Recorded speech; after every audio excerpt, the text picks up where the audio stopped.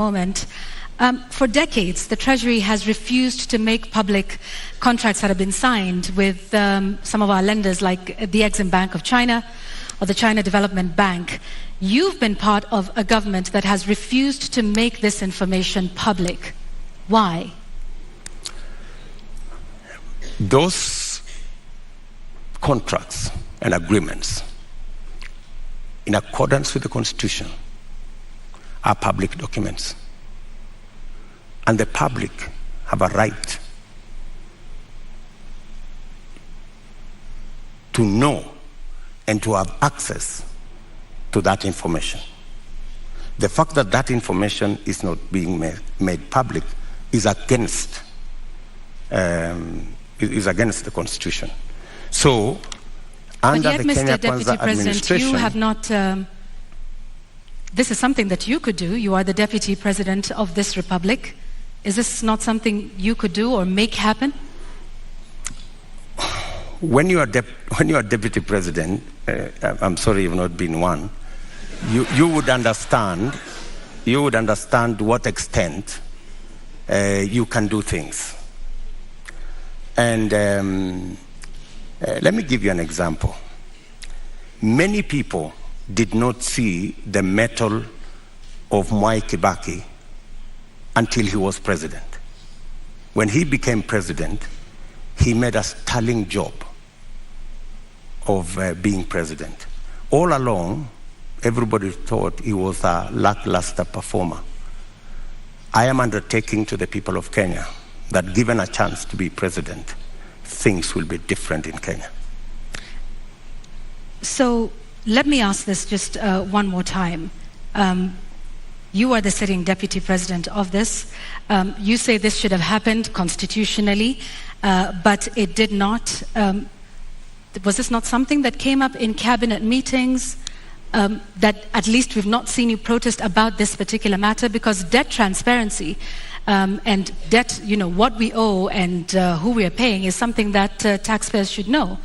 So if you are saying this is something that should have happened but didn't, why would Kenyans believe you when you say that this is something you will do if elected president? Because I have never been president before. This is the first time I am vying to be president. And this is the first time I will occupy the high office of president. This is when the buck will stop with me. Are you saying, Mr. Deputy President, that in the last 9 years, you have sat in cabinet meetings and expressly said that you would like the contracts details to be released to the public? I will not tell you whatever discussions took place in cabinet, because we are seeking to understand, Your Excellency, because is what role you played it is not in making case. Sure that the government that you serve is actually adhering to the Constitution and several court orders. Whenever it was available for me to take a position, I have always taken a position. And I have taken many positions. Sometimes that did not look very popular, if you may. And I have taken very firm positions in cabinet. And I have taken very firm positions in the public. And I think people of Kenya know me not as a coward. They know that I take what I believe in, and I take positions. I am saying here that every contract signed by the government of Kenya is a public document, and it should be available to the public. The question of the SGR contract was raised even in the first term of your administration. It has never been made public. Mr. Deputy President, you don't have any record, any public record of you saying that these contracts should be made public. Why? You see, as Deputy President, there is so much that you can do. In fact, my role my oath of office has 4 functions. Number 1, I swear allegiance to the people of Kenya and to the Republic, to discharge every responsibility given to me by the Constitution and the law. And number 3, to advise whenever required. That's the language of the Constitution. Whenever required, the President on matters that he requires advice. And number 4 is to serve people equally and fairly. So I have discharged that responsibility to the best of my ability. And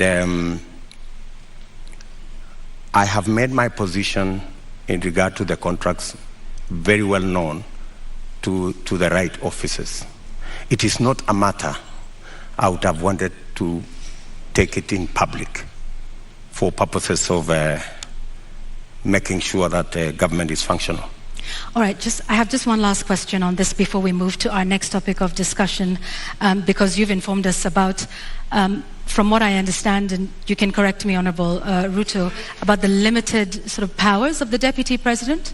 Is that what you're saying in respect to making these contracts public? You said, and I quote, "I can only do so much as a Deputy President." Absolutely. Okay.